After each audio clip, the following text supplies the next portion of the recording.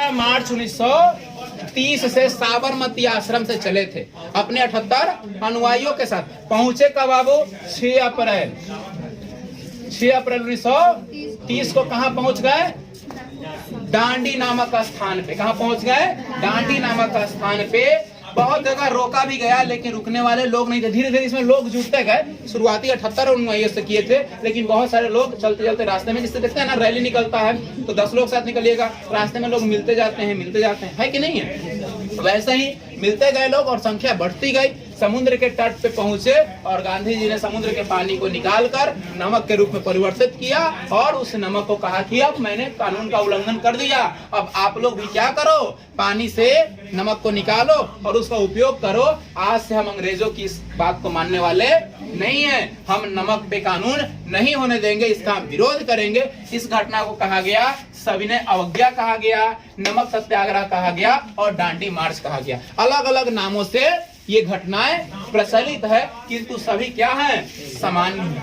अलग अलग जगहों पर देखिए सविनय अवज्ञा इसलिए कहा गया जब ये काम को पूरा कर दिया। इस सविनय अवज्ञा का डेट ये है बाबू, डांडी मार्च शुरुआत करने का डेट ये है और नमक सत्याग्रह का सविनय का ये है। सविनय अवज्ञा पूरा कब हुआ? जबकि वहां पहुंच गए, जो अवज्ञा जो नियम जो वो ठाने थे मन में कि मैं नमक के कानून का उल्लंघन करना है, नमक बनाना है, उसको पूरा कर दिए। वो घटना सविनय अवज्ञा कहलाई। तो ये 6 अप्रैल 1930 को है, ठीक है। लेकिन सबका डेट, बड़ा वाला डेट एक ही है, छोटा डेट में अंतर है। तो छोटा डेट नहीं पूछता आप लोग का, 10th बेस तक तो नहीं पूछेगा।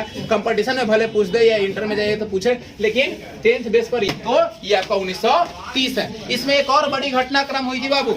नियम कानून बनाने के लिए लगातार हम लोग अंग्रेजों का विरोध कर रहे थे। अंग्रेज भी धीरे धीरे कम हो चुके थे। वो लोग भी चाहते थे कि भारत में अगर स्थिरता पाई जाती है, भारत को मुक्त करने का प्रयास करें। वो लोग भी ऐसा चाहता था। इसके लिए गोलमेज सम्मेलन का आयोजन किया गया। 3 गोलमेज सम्मेलन का आयोजन किया गया था बाबू, 3 गोलमेज सम्मेलन। और जाना था इसके लिए कहाँ? इंग्लैंड जाना था। कहाँ जाना था? इंग्लैंड जाना था। और गए थे लोग MS राजपुताना नामक हवाई जहाज से गए थे लोग। कभी कभी कंपटीशन में पूछता है कि किस हवाई जहाज से गए थे, तो MS राजपुताना नाम था उस हवाई जहाज का। उस हवाई जहाज से गए थे। पहला गोलमेज सम्मेलन 1930 में आयोजन किया गया। उस समय गांधी जी कहाँ थे? जेल में थे। गांधी जी कहाँ थे? जेल में गए थे। नमक कानून का उल्लंघन कीजिएगा तो जेल में नहीं जाइएगा। जेल में गए थे कि नमक कानून का उल्लंघन होता रहा, ये नहीं कि फिर खत्म हो गया, नहीं खत्म होगा, ठीक है। तो जेल में चले गए। तो पहले गोलमेज सम्मेलन में गांधी जी शामिल नहीं हुए, सिर्फ हुए भीमराव अंबेडकर। जब वहां गए तो वहां जो मुख्य सदस्य जितने लोग थे जो इस पर बात करने वाले थे, चर्चा करने वाले थे। गोल मेज का मतलब होता है गोला मेज, जिसे डाइनिंग टेबल देखते हैं आप लोग, है ना, चारों तरफ से लोग बैठ के खाते भी है, बात भी करते हैं ना, बीच में खाना, बीच में खाना का मतलब बैठ के बातें करते हैं लोग ना। जैसे कोई भी मीटिंग वगैरह होता है तो इस तरीके से भी होता है, ऑफिस वगैरह का देखिएगा होता है इस तरह से, ठीक है। तब ऐसे ही मेज था, वहां पे बात करने के लिए लोगों को बुलाया गया था। लेकिन हमारे यहाँ से गांधी जी नहीं जा पाए। कौन गए? सिर्फ भीमराव अंबेडकर गए। जब वहां गए तो उनसे पूछा गया गांधी जी कहाँ है, तो नहीं आए हैं। तो आप क्यों आ गए हैं? गांधी जी आएंगे तब बात विचार आगे बढ़ेगी। गांधी जी के न पहुंचने के कारण क्या हो गया? पहला गोलमेज सम्मेलन असफल हो गया। पहला गोलमेज सम्मेलन सफल नहीं हुआ। अब दूसरी गोलमेज सम्मेलन की बात हुई 1931 ईस्वी में। दूसरा गोलमेज सम्मेलन कब हुआ बाबू? 1931 ईस्वी में।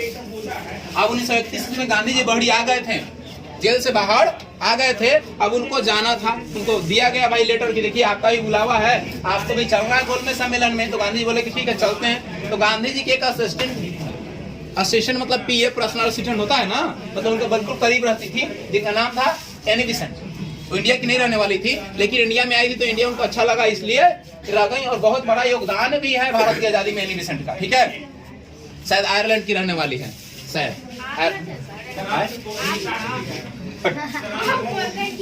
आयरलैंड की शायद रहने वाली है एनी बेसेंट। तो एनी बेसेंट को क्या किया? एनी बेसेंट क्या बोली गांधी से कि हम भी चलेंगे आपके साथ।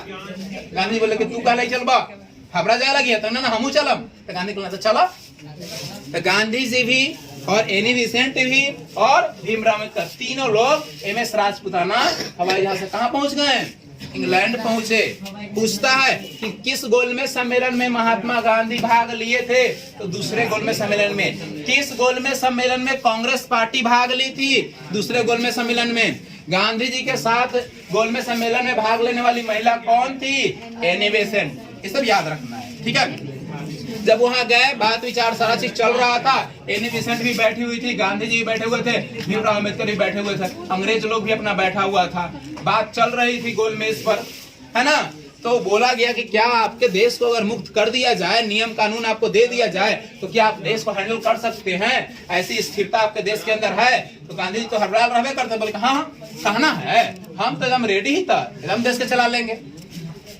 तो पूछा गया एनी बेसेंट से, क्या आप इनकी बातों से सहमत हैं? तो एनी बेसेंट तो इनके पक्ष में थी, बोली कि हाँ काहे नहीं सक्षम है, एकदम चला लेंगे ही, कोई रोकने वाला है, एकदम चला लेंगे, तब देश के राष्ट्रपिता है ही। लेकिन हमारे यहाँ एगो जाति पाति छुआछूत बड़ा झंझट है। और गांधी जी मेरी थाली में खाना खा लेते हैं ना, तो हम क्या कर लेंगे, मान लेंगे कि देश को चला सकते हैं। अब यहाँ छुआछूत को लेकर, सांप्रदायिकता को लेकर गांधी जी और भीमराव अम्बेडकर में क्या हो गई, बात विवाद हो गई। क्या हो गई, बात विवाद हो गई।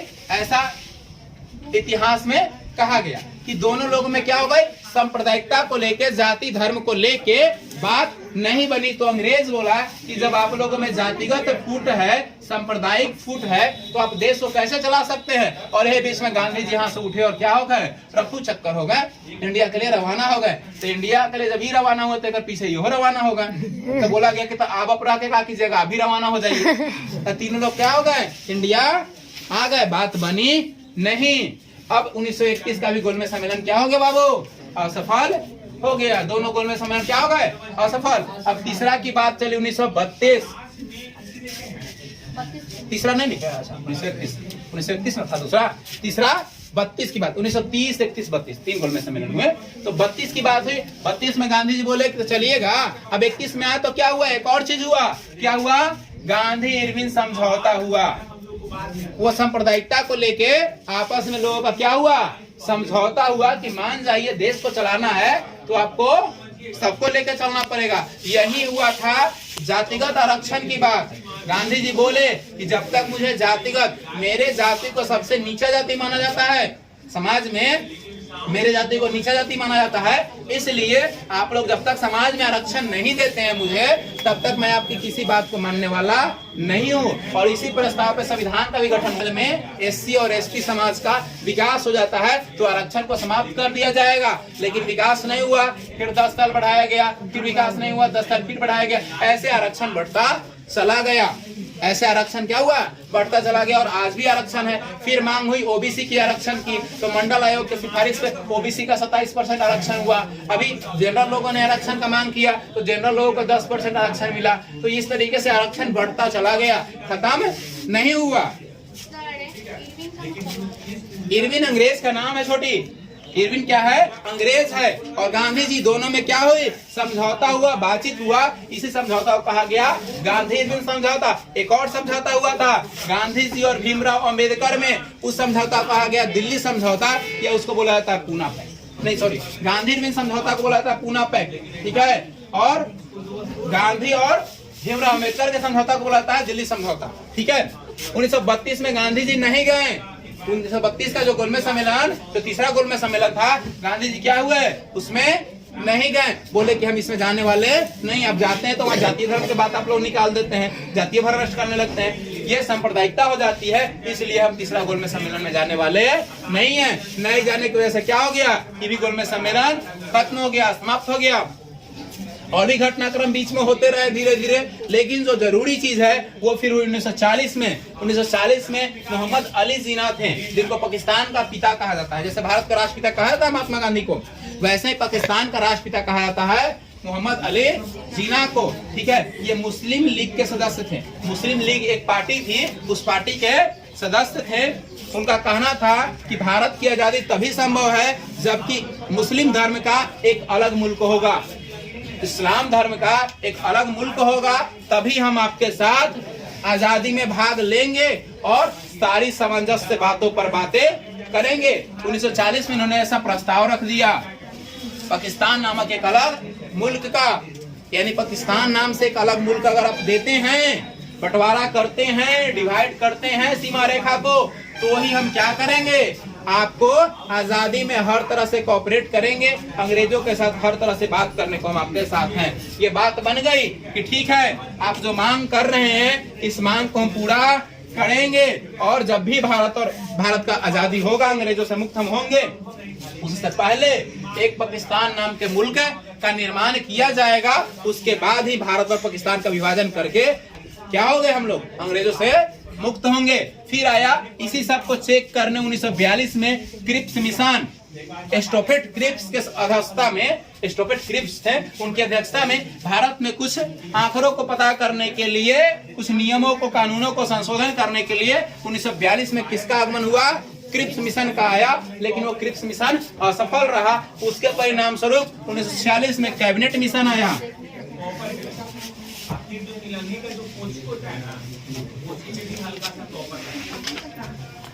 कौन आया, कैबिनेट मिशन आया। 1946 में किसका आगमन हुआ, कैबिनेट मिशन का आया। इसमें 3 व्यक्ति हैं बाबू, लॉरेंस, क्रिप्स एंड अलेक्जेंडर। इसमें 3 विदेशी लोग आए, लॉरेंस, क्रिप्स, लास्ट में लिख लीजिएगा, लॉरेंस, क्रिप्स और अलेक्जेंडर। ये तीनों व्यक्ति आए भारत में नियम कानून को बनाने के लिए, नियम कानून संविधान को, क्योंकि आजादी करने से पहले एक शर्त रख दिया गया था क्लाइमेट एटली द्वारा। उस समय 46 में एक नई पार्टी की सरकार बनी थी, कहाँ, इंग्लैंड में, क्लाइमेट एटली वहां थे, प्रधानमंत्री थे। लेबर पार्टी की सरकार बनी थी, किसकी, लेबर पार्टी। वहां पे जैसे हमारे यहाँ बीजेपी और आरजेडी, जदयू है ना, कांग्रेस, वैसे ही वहां पे कौन सी पार्टी है, लेबर पार्टी है। लेबर पार्टी की जो सरकार बनी थी उससे प्रधानमंत्री वहां के बने थे कौन, क्लाइमेट एटली। क्लाइमेट एटली बोले कि ठीक है, हम भारत को मुक्त करेंगे, लेकिन भारत के पास अपना नियम कानून होगा तब। लेकिन भारत के पास कोई नियम कानून नहीं था, इसीलिए आया था कैबिनेट मिशन। 3 व्यक्ति वहां से थे और बाकी भारतीय व्यक्ति मिलके संविधान निर्माण प्रक्रिया में लग गए। किसके निर्माण में, संविधान निर्माण प्रक्रिया में 2 वर्ष 11 महीने 18 दिन लगे इसमें संविधान के लिए। फिर प्रॉब्लम हुआ, कौन लिखेगा, क्या लिखेगा, सब लोगों से पूछा गया, कोई लोग एग्री नहीं हुए। भीमराव अम्बेडकर के पास गया लोग कि लिखिए, आप ही लिख सकते हैं। बोले कि हम एक ही शर्त पे लिखेंगे, जब तक मेरे जाति को विशेष दर्जा आरक्षण नहीं मिलेगा, जब तक हम क्या करेंगे, संविधान लिखने वाले नहीं है। जातिगत आरक्षण चाहिए। तो जब जातिगत आरक्षण की बात चली तो फिर महिलाओं को आरक्षण मिलने लगा, सिखों को आरक्षण मिलने लगा, सबको अलग अलग आरक्षण की क्राइटेरिया बनाया गया, क्षेत्र बनाया गया। उसके बाद ये गए अलग अलग देशों में, अमेरिका में गए, आयरलैंड में गए, जापान में गए, जर्मनी में गए, है ना। ये सब देशों में जाके वहाँ के संविधान को देखे, समझे, पढ़े और आके तब संविधान लिखना शुरू किए। इस पर लंबे दिनों तक, करीबन 114 से 118 दिन तक बहस चला। बहस चलने के बाद जो चीज नकारात्मक चीजें थी, जो जिसमें बात नहीं बन रही थी, उसको हटाया गया, संशोधन किया गया, और तब जाके कानून की पुस्तक का निर्माण हुआ। तब हमारा संविधान बना। संविधान बन के तैयार हुआ 26 नवंबर 1949 को। लेकिन उससे पहले हमें 47 में ही आजादी मिल गई थी। कब मिली थी, 47 में। अगर आपसे क्वेश्चन पूछता है भारत की स्वतंत्रता किस योजना के तहत मिली, भारत की स्वतंत्रता हुई, आजादी हुई किस योजना के तहत हुई, तो उसे बोलते हम लोग माउंट बेटन योजना। एक व्यक्ति थे माउंट बेटन नाम के, जो कि आए थे इंग्लैंड से, जिनको भेजा गया था भारत और पाकिस्तान को भूभागीय बंटवारा करके दोनों को अलग अलग कर दीजिए। अलग अलग करने के बाद बीच में वो सीमा रेखा खींच दीजिए। भारत और पाक के बीच में वो सीमा रेखा है, जो उसका नाम है रेड क्लिफ।